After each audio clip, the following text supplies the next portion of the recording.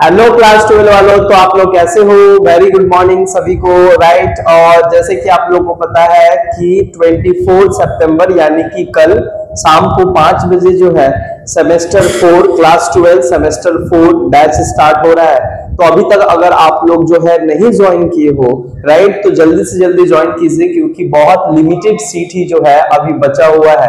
तो आशा करते हैं कि आप लोग जल्दी से जल्दी जो है ज्वाइन करोगे। राइट, और अगर आपको डिस्क्रिप्शन में मेरा नंबर दिया गया है, आप मेरे को कॉल करके या टेक्स्ट करके जो है आप अपना नाम इनरोल कर सकते हो जल्दी से जल्दी, जिससे कि कल से क्लासेस आपका जो है स्टार्ट हो जाएगा।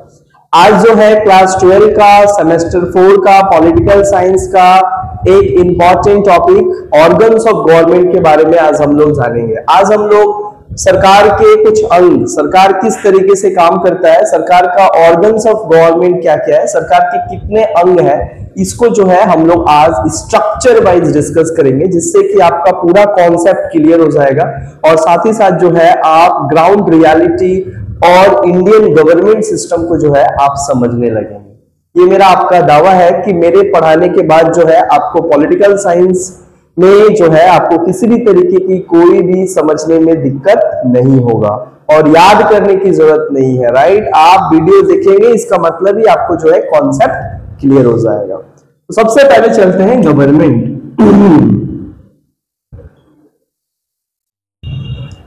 ये जो गवर्नमेंट है, गवर्नमेंट का 3 ऑर्गन होता है। 3 ऑर्गन का मतलब होता है गवर्नमेंट का 3 तो हाथ है, इसको कहा जाता है द विंग्स ऑफ गवर्नमेंट।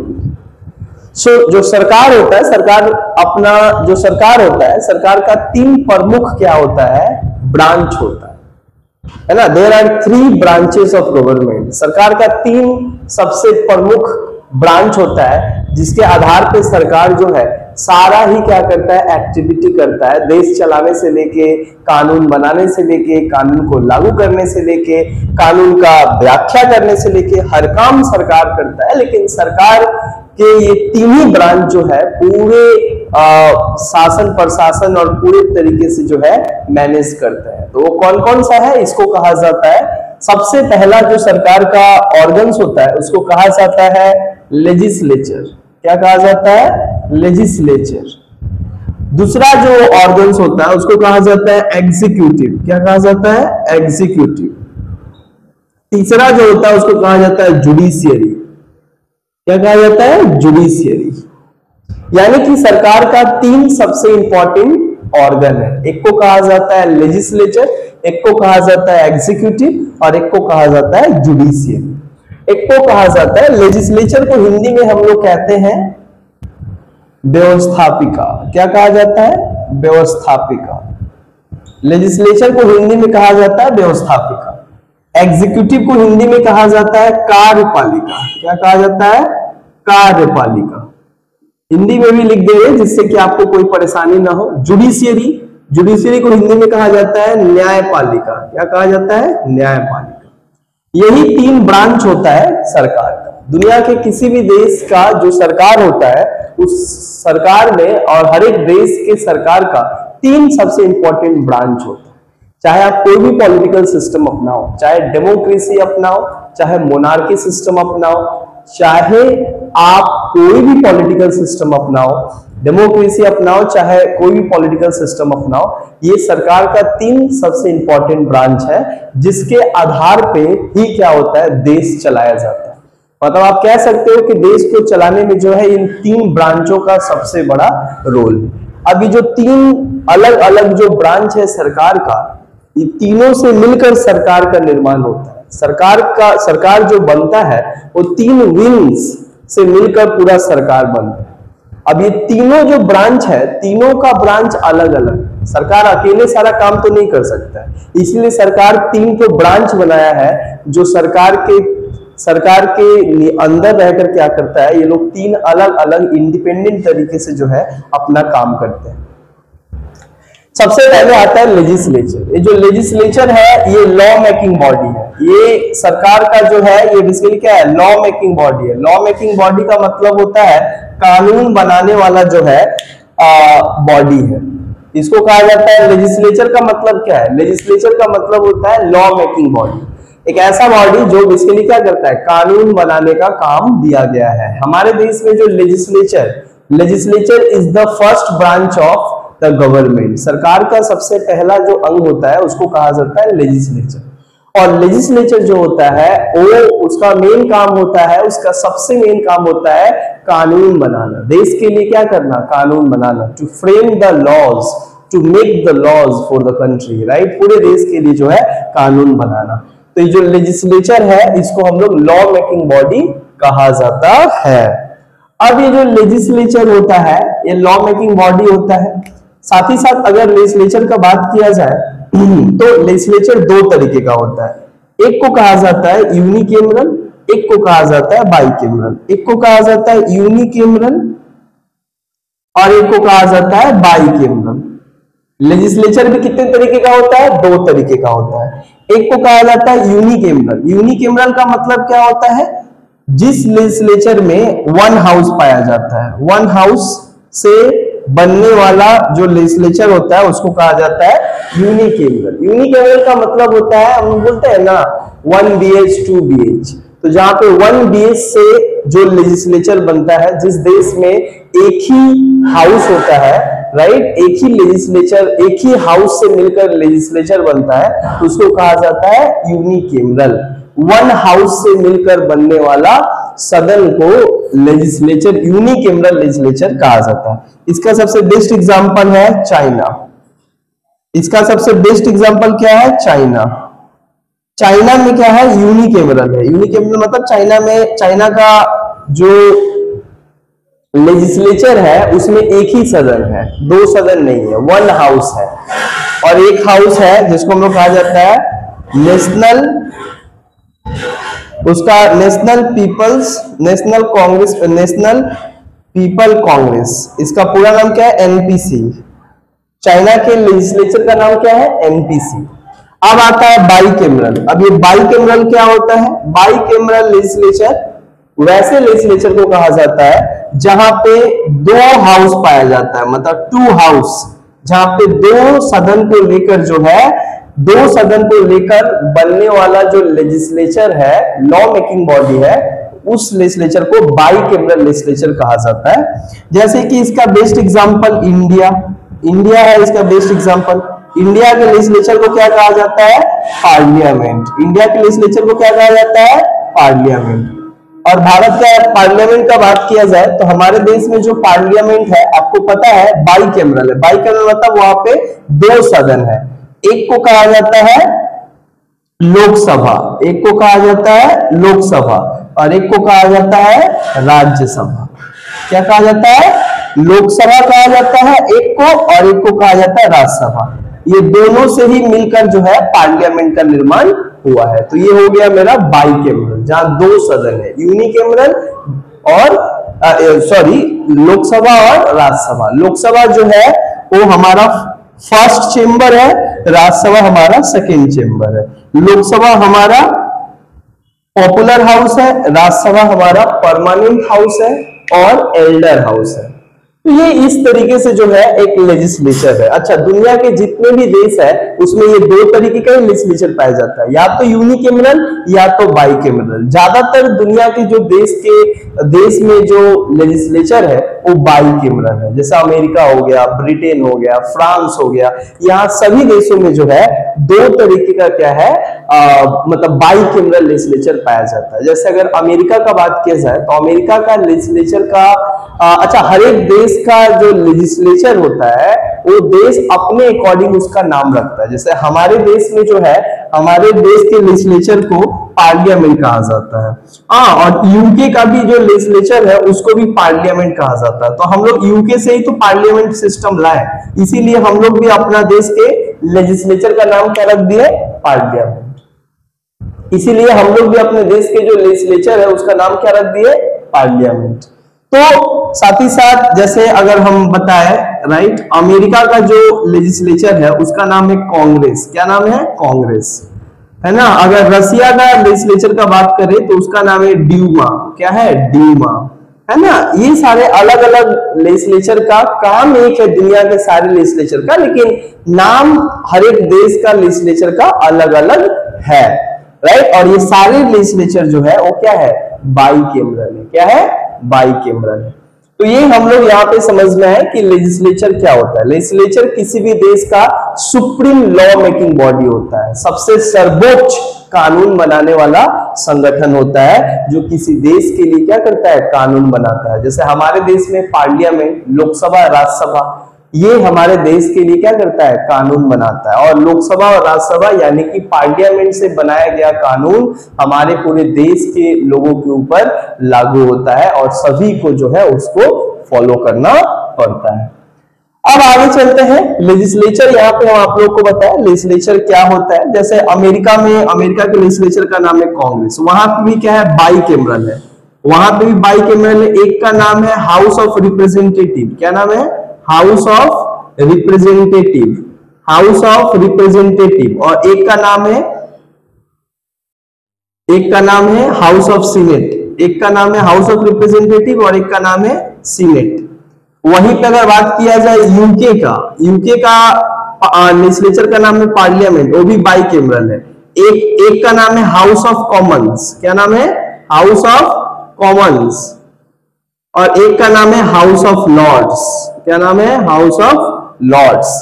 तो अलग अलग देश का जो है ये सारा जो है बाइकेमरल लेजिस्लेचर है, जहां पे दो सदन पाया जाता है, अपर हाउस, लोअर हाउस।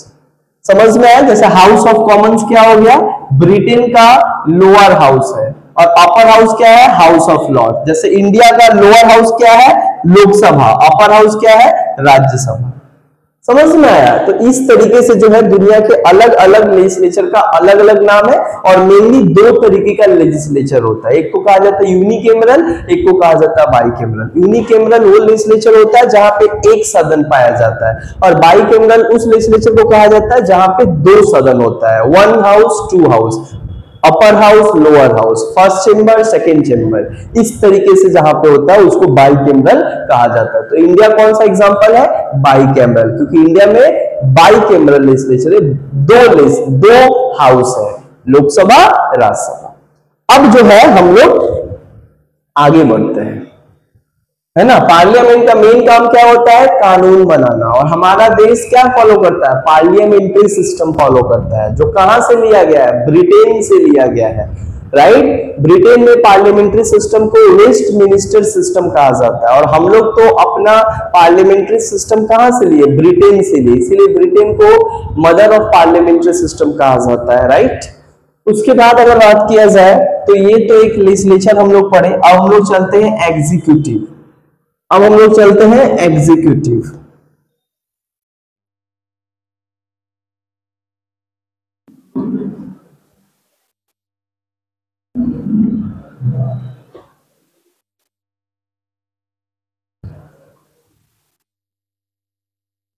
अच्छा, जो लेजिस्लेचर यहाँ पे हम लोग पढ़े, लेजिस्लेचर को समझे। अच्छा, लेजिस्लेचर जो है हमारे देश में, तो हमारा देश क्या फॉलो करता है, federal system, federal structure follow करता है। फेडरल सिस्टम हम लोग फॉलो करते हैं, जहां पे ड्यूअल गवर्नमेंट, दोहरा सरकार होता है, 1 for centre and 1 for state, है ना। हमारे देश में जो है अगर देखा जाए तो ये हमारा देश है, यहाँ पे जो है एक क्या है, एक सेंट्रल गवर्नमेंट है, एक है सेंट्रल गवर्नमेंट, और एक क्या है, एक है स्टेट गवर्नमेंट। हर एक स्टेट का अपना स्टेट गवर्नमेंट है, हर एक स्टेट को चलाने के लिए उसका खुद का सरकार है, और एक केंद्र सरकार है जो पूरे देश को चलाता है। तो सेंट्रल गवर्नमेंट का अभी तक हम लोग पढ़े कि सेंट्रल गवर्नमेंट का जो लेजिस्लेचर है उसका नाम होता है पार्लियामेंट। हमारे देश में जो पार्लियामेंट है वो सेंट्रल लेजिस्लेटिव बॉडी है, जो क्या करता है, पूरे देश के लिए कानून बनाता है। याद रखना, पार्लियामेंट के द्वारा बनाया गया कानून पूरे देश के ऊपर लागू होगा, हर एक राज्य के ऊपर लागू होगा, हर एक राज्य के लोगों के ऊपर लागू होगा, पूरे भारतवर्ष में जो है लागू होगा पार्लियामेंट के द्वारा बनाया गया कानून। वहीं पर अगर बात किया जाए, due to the federal system state government भी पाया जाता है। हर एक स्टेट का अपना स्टेट गवर्नमेंट होता है, जैसे कि वेस्ट बंगाल है, वेस्ट बंगाल गवर्नमेंट। तो स्टेट गवर्नमेंट का भी क्या है, एक लेजिस्लेचर होता है, उसको कहा जाता है स्टेट लेजिस्लेटिव। क्या कहा जाता है, स्टेट लेजिस्लेटिव, स्टेट लेजिस्लेटिव। और जो स्टेट लेजिस्लेटिव या स्टेट लेजिस्लेचर होता है, स्टेट का भी तो कानून बनाने के लिए एक बॉडी है जिसका नाम है स्टेट लेजिस्लेचर। अभी जो स्टेट लेजिस्लेचर होता है ये भी दो तरीके का होता है, एक होता है यूनिकैमरल, है ना। स्टेट में भी तो क्या होता है, दो तरीके का सदन होता है, एक यूनिकैमरल है और एक बाइकैमरल।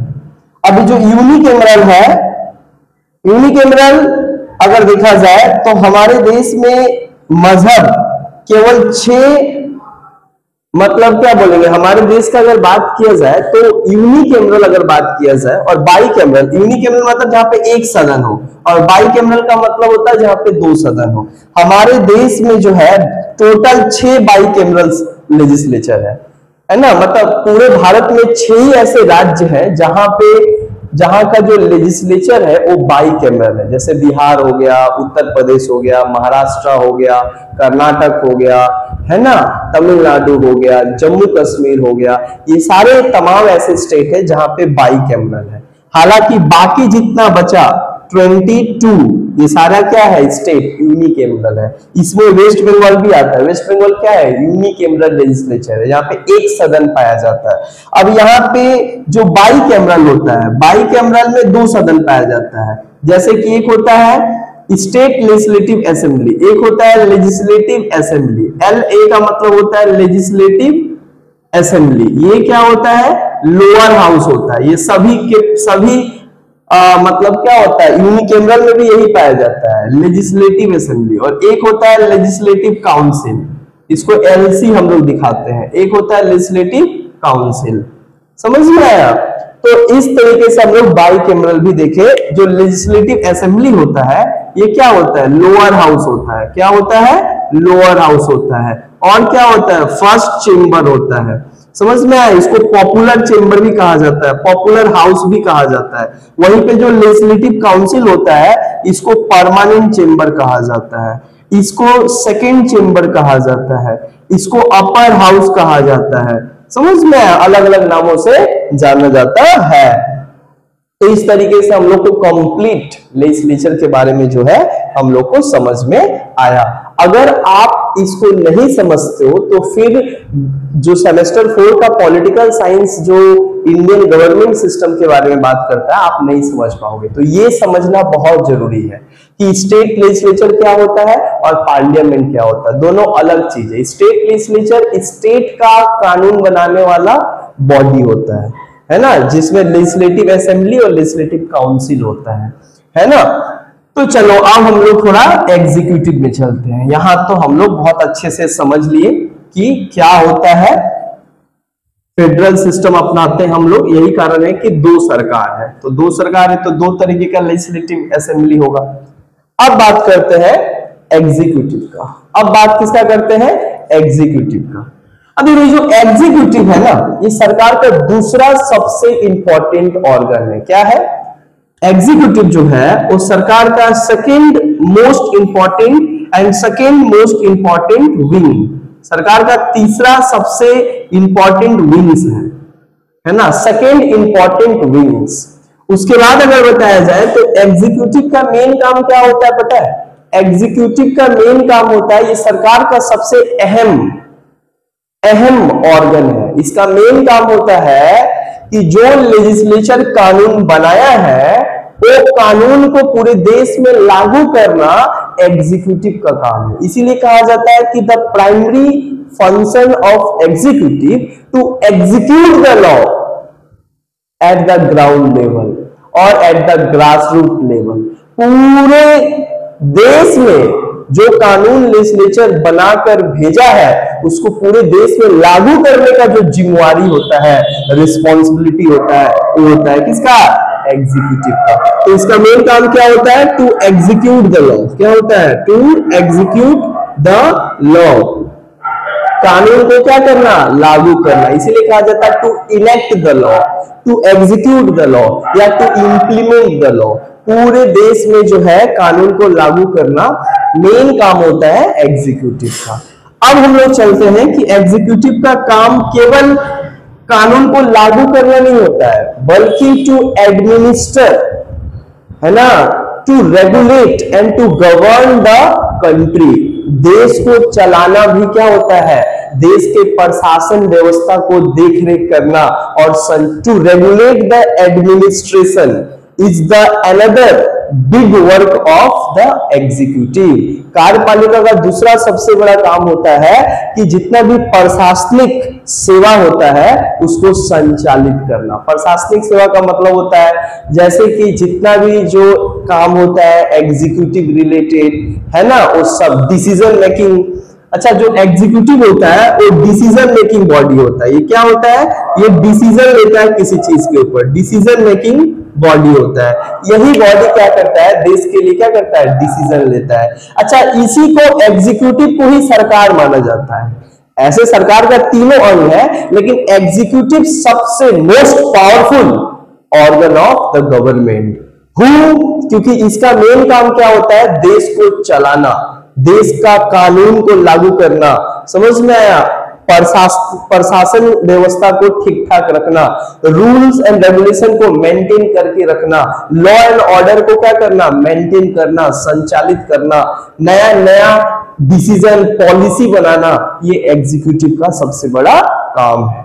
अब बात आता है कि जो एग्जीक्यूटिव होता है, एग्जीक्यूटिव में कौन आते हैं, कौन कौन से अधिकारी आते हैं। जैसे कि लेजिस्लेचर में समझ में है कि लॉ मेकिंग बॉडी है, तो वहां पे एमपी आते हैं सेंट्रल लेजिस्लेटिव लेवल पे, मतलब सेंट्रल जो लेजिस्लेटिव है, मतलब सेंट्रल गवर्नमेंट जो है, वहां पे एमपी आते हैं जो क्या करते हैं, भारत के लिए कानून बनाते हैं। वहीं पे अगर बात किया जाए तो हर एक स्टेट में कौन है, एमएलए, जो जाकर क्या करते हैं, लेजिस्लेटिव असेंबली में क्या करते हैं, कानून बनाते हैं। तो एमपी और एमएलए आए लेजिस्लेचर में। उसी तरीके से एग्जीक्यूटिव में कितने लोग आते हैं, और एग्जीक्यूटिव जो बॉडी है उसका निर्माण कितने लोगों को लेकर होता है। तो देखो भाई, जो एग्जीक्यूटिव है ये भी दो तरीके का होता है।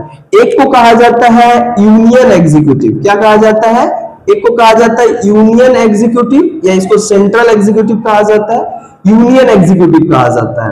और एक को कहा जाता है स्टेट एग्जीक्यूटिव। एक को क्या कहा जाता है, यूनियन एग्जीक्यूटिव, और एक को कहा जाता है स्टेट एग्जीक्यूटिव।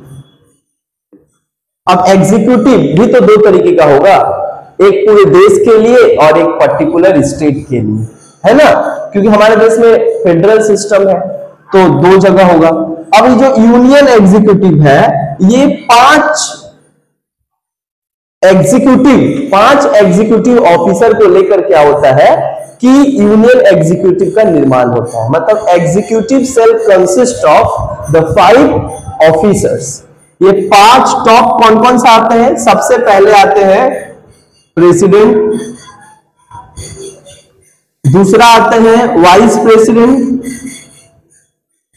तीसरा आते हैं प्राइम मिनिस्टर, चौथा आता है council of ministers, council of minister. उसके बाद कौन आता है, काउंसिल ऑफ मिनिस्टर के बाद कौन आता है,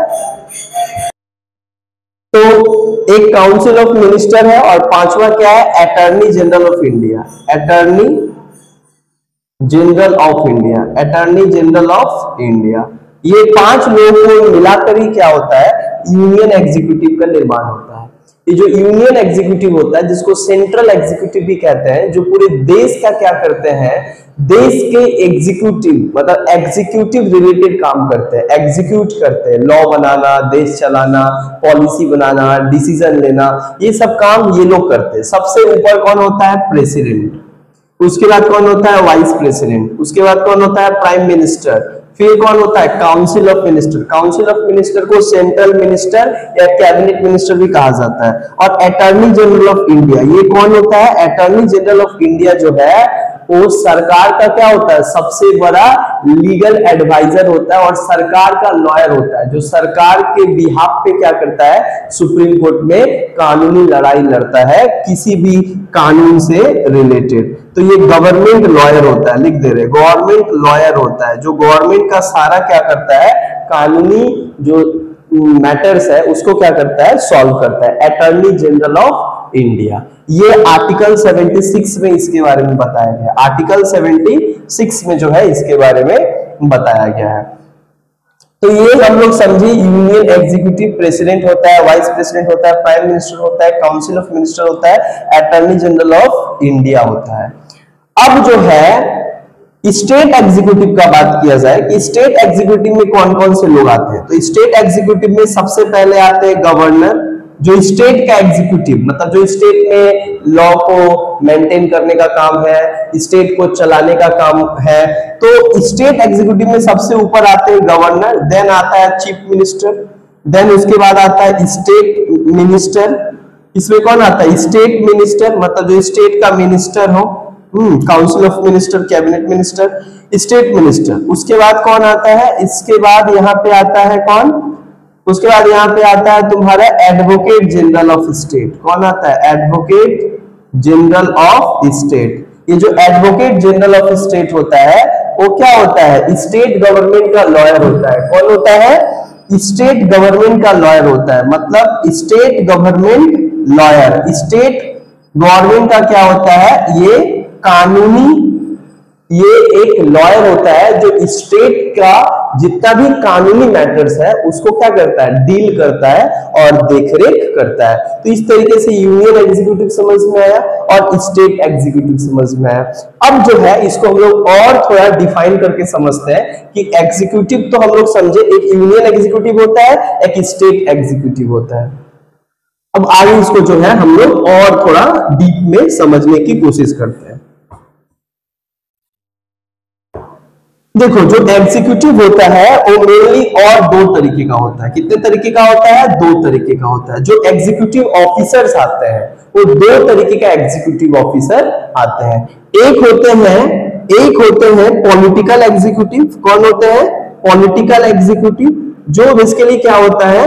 पॉलिटिकल बैकग्राउंड से आते हैं और पॉलिटिकल मेथड से आते हैं, यानी कि वोटिंग के माध्यम से चुनकर जनता के जरिए इलेक्शन प्रोसेस के माध्यम से जो ऑफिसर आते हैं उनको कहा जाता है पॉलिटिकल एग्जीक्यूटिव। चुने हुए व्यक्ति जब क्या होता है आते हैं तो उनको कहा जाता है पॉलिटिकल एग्जीक्यूटिव ऑफिसर। और एक होते हैं क्या? Non political executive. एक कौन होते हैं? Non political executive. तो एक होता है पॉलिटिकल एग्जीक्यूटिव, एक होता है नॉन पॉलिटिकल एग्जीक्यूटिव। ये नॉन पॉलिटिकल एग्जीक्यूटिव को ही एक और नाम से जाना जाता है ब्यूरोक्रेट्स। क्या कहा जाता है? ब्यूरोक्रेट्स। इन लोग को ब्यूरोक्रेट्स भी कहा जाता है, नौकरशाही भी कहा जाता है, या इनको सिविल सर्वेंट भी कहा जाता है। क्या कहा जाता है? Civil servants.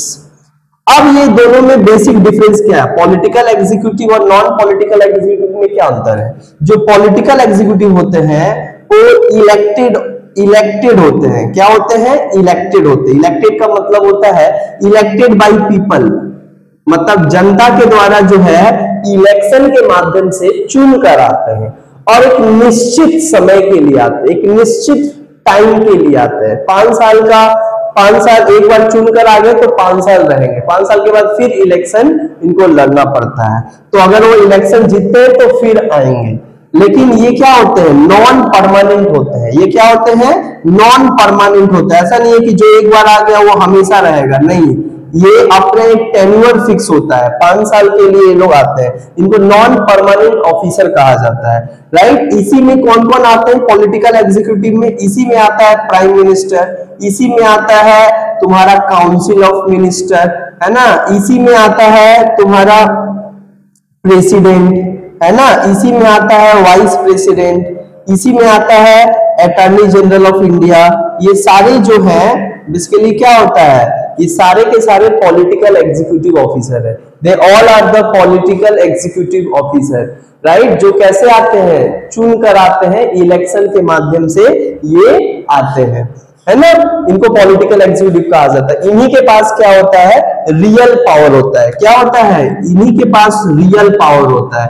ये जो कहेंगे यही सारा देश में जो है माना जाएगा। They are the real executive officer, right. वो चाहे हमारा प्राइम मिनिस्टर हो, चाहे काउंसिल ऑफ मिनिस्टर हो, प्रेसिडेंट हो, वाइस प्रेसिडेंट हो, ये सारे के सारे क्या होते हैं, रियल एग्जीक्यूटिव ऑफिसर होते हैं, क्योंकि जनता के द्वारा चुनकर आते हैं। और हमारा देश डेमोक्रेसी फॉलो करता है, और डेमोक्रेसी का मतलब ही होता है जनता के द्वारा चुनकर आए गए लोग ही क्या करेंगे, जनता के लिए काम करेंगे, इसीलिए उनको सबसे ज्यादा पावर दिया गया है हमारे देश में।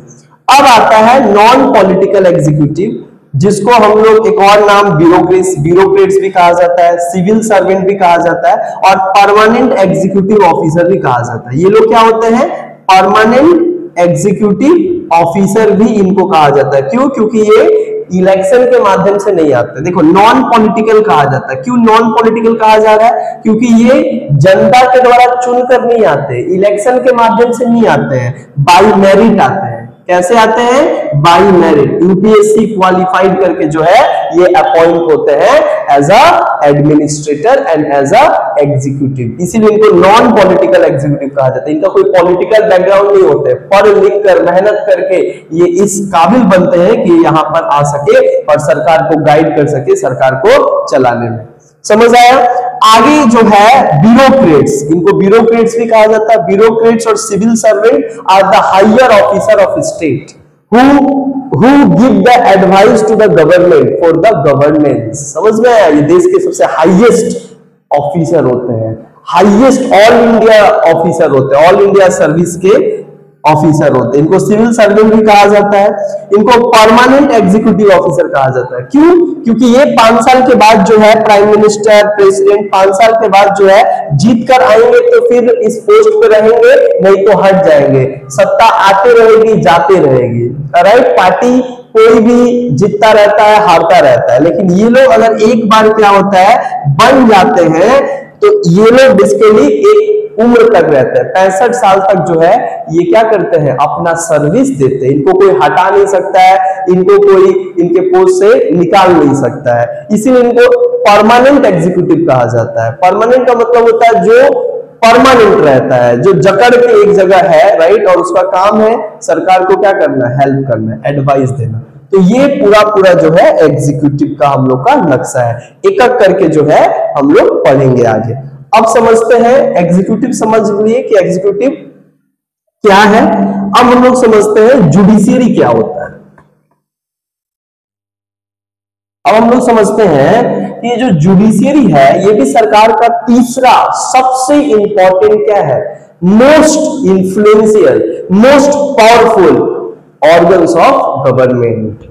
जुडिशियरी सरकार का थर्ड ऑर्गन है। क्या है? थर्ड ऑर्गन है। जुडिशियरी जो है ये इसका मेन काम क्या होता है, नाम से ही समझ में आ रहा है। जुडिशियरी को बनाया गया और ये सरकार का एक अभिन्न अंग है, इंटरगल पार्ट है, और इसका मेन काम होता है टू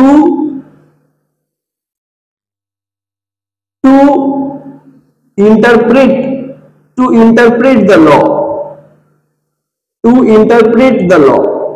जो लॉ बनाया जा रहा है, जो लॉ लेजिस्लेचर और एग्जीक्यूटिव के द्वारा बनाया गया और लागू किया गया, उसको ये क्या करता है, व्याख्या करता है कि कोई वो जो कानून जो बनाया गया लेजिस्लेचर के द्वारा उसमें कोई गड़बड़ी तो नहीं है, कहीं वो संविधान का उल्लंघन तो नहीं कर रहा है, कहीं वो संविधान को वायलेट तो नहीं कर रहा है। ये देखने का काम होता है जुडिशियरी का।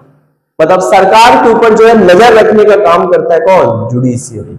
इतना ही नहीं, जुडिशियरी का एक और सबसे बड़ा काम क्या है, जुडिशियरी का एक और सबसे बड़ा काम होता है टू प्रोवाइड जस्टिस। सभी को क्या करना, न्याय देना, सबसे बड़ा क्या है, जुडिशियरी का काम है। जुडिशियरी को हमारे देश में लोग भगवान मानते हैं, सबका उसी के ऊपर जो है भरोसा रहता है कि नहीं वो निष्पक्ष न्याय करेगा, इसीलिए सबसे पावरफुल, रिस्पेक्टफुल एंड ट्रस्टवर्दी एक ऑर्गेनाइजेशन और एक बॉडी है, कॉन्स्टिट्यूशनल एंड स्टैट्यूटरी बॉडी है। उसके बाद अगर बात किया जाए तो जुडिशरी का एक और काम होता है, एक जुडिशरी का एक और काम क्या होता है, to interpret the law, to provide justice, और एक और काम होता है to protect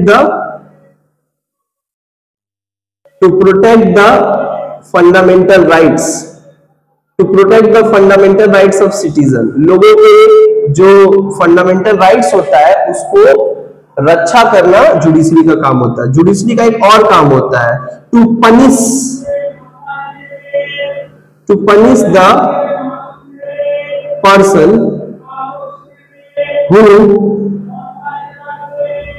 who takes the law in hand, जो कानून के खिलाफ क्या करता है, कानून के खिलाफ क्या करता है, कानून को हाथ में लेने की कोशिश करता है या कानून का उल्लंघन करता है, वैसे व्यक्ति को पनिश करने का काम होता है जुडिशरी का। मतलब पनिशमेंट देने का काम किसका होता है? जुडिशरी का। आप समझते हैं कि जो जुडिशरी होता है वो कितने तरीके का होता है, जुडिशरी कैसे बनता है। चलो आगे समझते हैं। ये जो जुडिशरी होता है, अगर इसको अगर हम लोग ठीक ठाक तरीके से देखें तो हमारा जो जुडिशरी है वो इंटीग्रेटेड सिस्टम फॉलो करता है। क्या है? इंटीग्रेटेड जुडिशरी सिस्टम फॉलो करता है। इंटीग्रेटेड जुडिशरी सिस्टम फॉलो करता है, इसको कहते हैं एकीकृत न्यायपालिका व्यवस्था को फॉलो करता है। हमारा जो जुडिशरी हो एक तरीके का बेसिकली पिरामिड टाइप का है, पिरामिड शेप का है। कैसा है? पिरामिड इस तरीके का है। सबसे ऊपर कौन होता है? सुप्रीम कोर्ट, उसके बाद कौन होता है? हाई कोर्ट, उसके बाद कौन होता है? डिस्ट्रिक्ट कोर्ट या लोअर कोर्ट या सब ऑर्डिनेट कोर्ट। तो ये एक क्या है? हायरार्की है, जहां पे देखा जाता है सबसे टॉप पे कौन है? Supreme court. इसीलिए सुप्रीम कोर्ट को कहा जाता है हाईएस्ट एपीलेट कोर्ट। एपीलेट मतलब अंतिम अपील सुप्रीम कोर्ट में ही किया जा सकता है।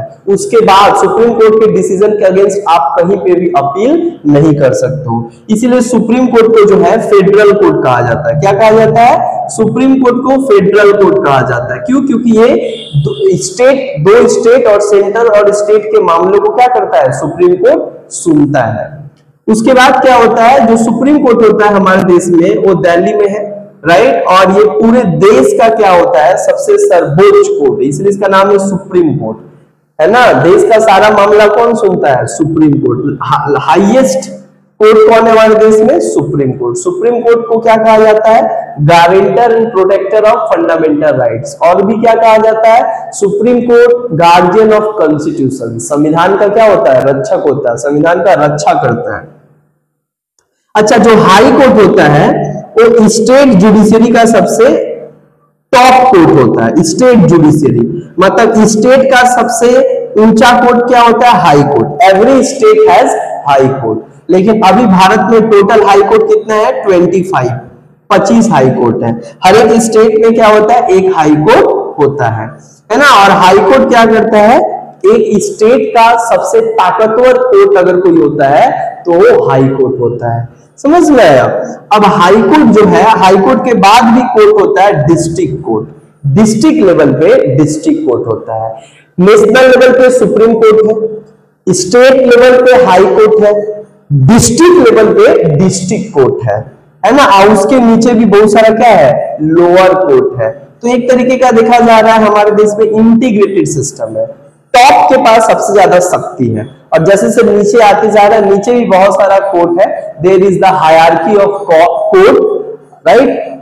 मतलब below the district level, district level के नीचे बहुत सारा छोटा छोटा कोर्ट है। तो ये एक पूरा जो है जुडिशरी हम लोग को समझ में आया कि जुडिशरी क्या है, जुडिशरी का काम क्या है और देश में हमारा कितना जो है कोर्ट है।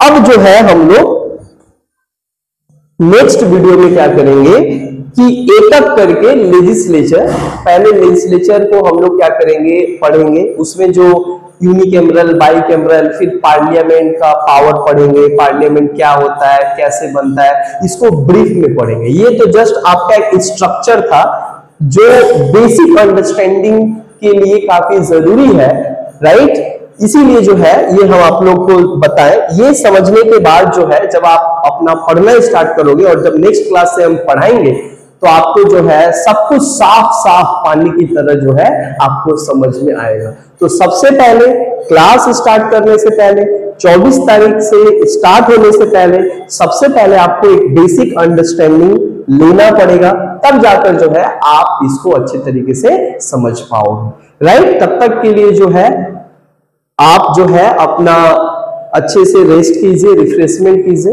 और 24 तारीख को शाम को 5 बजे जो है हमसे आप जो है ऑनलाइन, ऑफलाइन, रिकॉर्डेड तीनों ही मोड में जो है आप हमसे मिलेंगे और हम लोग अपना चैप्टर स्टार्ट करेंगे जल्दी से जल्दी, बिकॉज हम लोग के पास टाइम बहुत कम है इस बार। बहुत बहुत धन्यवाद।